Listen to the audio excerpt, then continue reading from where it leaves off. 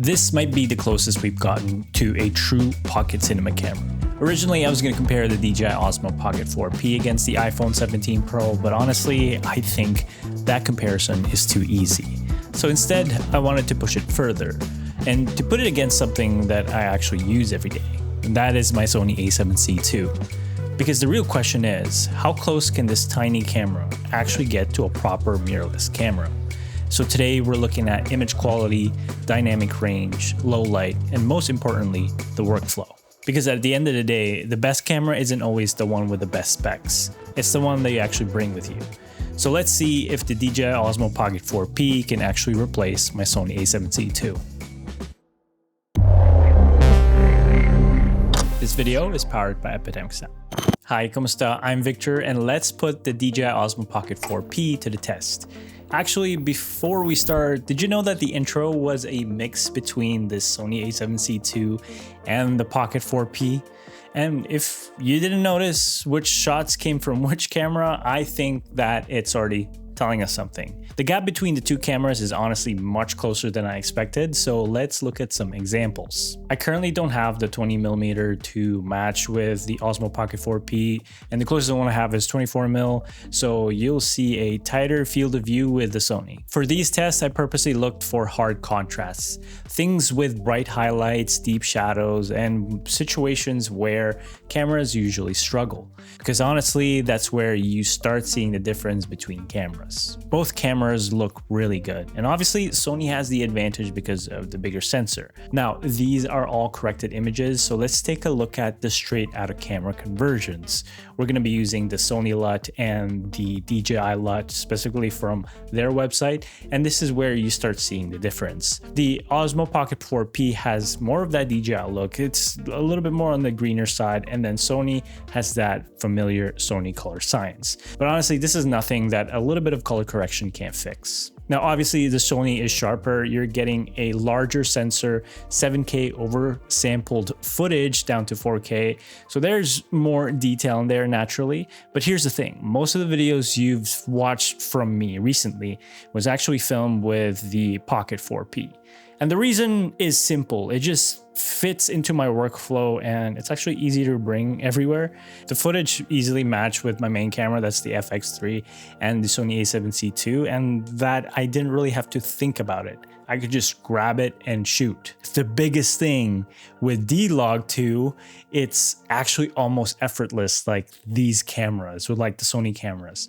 I got comfortable easily with exposing this thing. As long as you don't over or underexpose too much, you can easily get great images, great results with little fixes in post. DJI is claiming that this camera has 17 stops of dynamic range. Well, technically, they're not wrong, but there's a little bit more story to that. Now, the Pocket 4P uses a sensor with low-fick technology, which basically helps it hold on to more highlight information. Normally, once a pixel gets too much light, it becomes so saturated that the detail is gone. But with low-fick, it gives an extra capacity to store that additional light information before it clips. Now, to simplify things, to oversimplify things, it makes the camera a lot more forgiving when you're dealing with bright highlights. In real world use, I would say it feels more like what you would expect from a modern camera, around the 12 to 13 stop range. But honestly though, for a camera this small with the small sensor, that's still extremely impressive. Here we have overexposure tests starting at +1, and you can see kind of like how we adjusted the exposure, and then we zoom in. You can see that the Sony is a little bit blowing out now, and the 4P still has range. And now with the +2, we're gonna do the similar test, adjusted exposure, and then we're gonna zoom in all the way, and you can see that the lamp is blown out. And then on the other side, we have underexposure. This is where you can really see how much information it can recover from the shadows. But honestly, highlights are better with the low-fick tech. And finally, we have some backlit scenes, because honestly, this is probably where most people are going to use this camera when you're out and about and you're on controlled lighting. So here's some sample footage of me vlogging or typical outdoor scenes. Is +0.7. vlog, hard contrast, kind of like from the shadows in the buildings. It looks way better than Pocket 4. Okay, so this one, my right side is a little bit blown out. I don't know if I can recover that in post. We're at plus 1.7.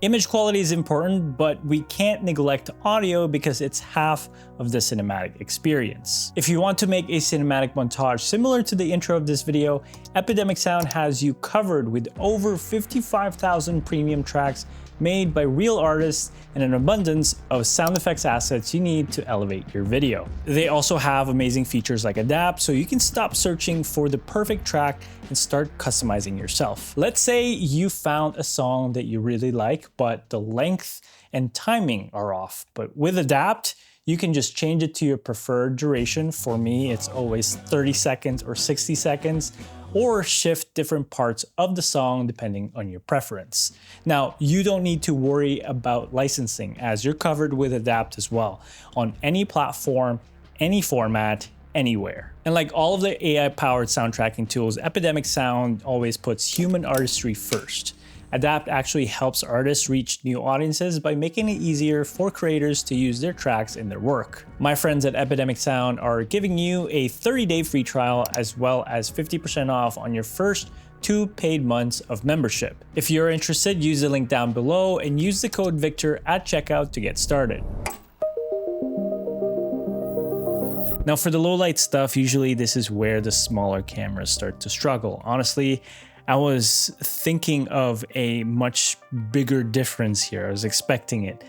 The Sony definitely still was better. You know, a larger sensor will win, will give you cleaner shadows, less noise, and just more flexibility. But the Pocket 4P is surprisingly usable. With the low fix sensor, you can now expose a little bit higher. So we're getting more exposure to the dark sides of the image. And then the highlights, even though it kind of blows out, as you can see, we can still retain it because of that low fix technology. Again, it's just saving the highlights a little bit more than the older Pocket units, and the 4P does an exceptional job saving the highlights.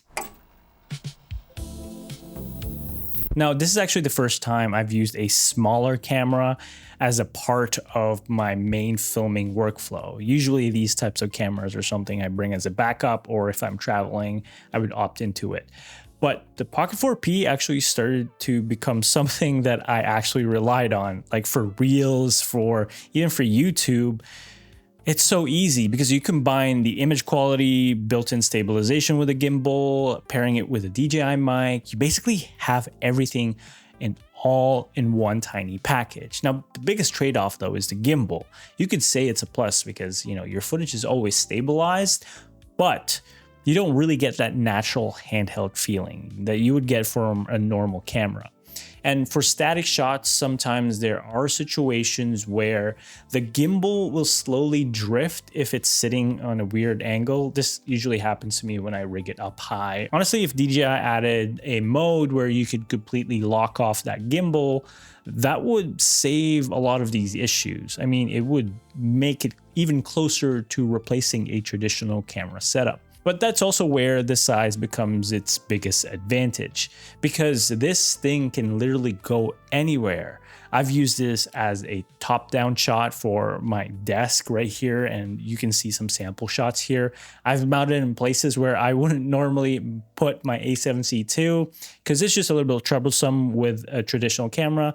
With this, it's so easy. It's light, it's slim, and you can just angle it however you can because it has that little gimbal. So basically, I've captured shots I probably wouldn't have gotten otherwise. And that's something you can't really measure with specs. The ease of use and the overall package. The only thing I would recommend is protecting it, because I've dropped my A7C II twice from backpack height onto concrete and somehow it survived. It's got a little dents here and there, but with the Pocket 4P, the gimbal is definitely a thing to worry about since it doesn't have much protection out of the box.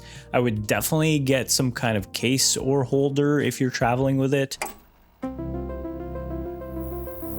So, can this replace my Sony A7C II? For most people, honestly, yes. I would probably say it's around 95% of the way there. And if you're looking for one camera that can take you everywhere, get great footage, and not have to think about your setup, this is probably one of the best options right now. Because the biggest advantage isn't just the image quality, it's the fact that it's so effortless. You can just take it out, record a moment, and know that you're gonna get something good. If you have any questions about anything we've covered, let me know in the comments down below. And if you like my colors and want your edits to look like a movie, everything is on my website. But until then, I will see you in the next video. Peace.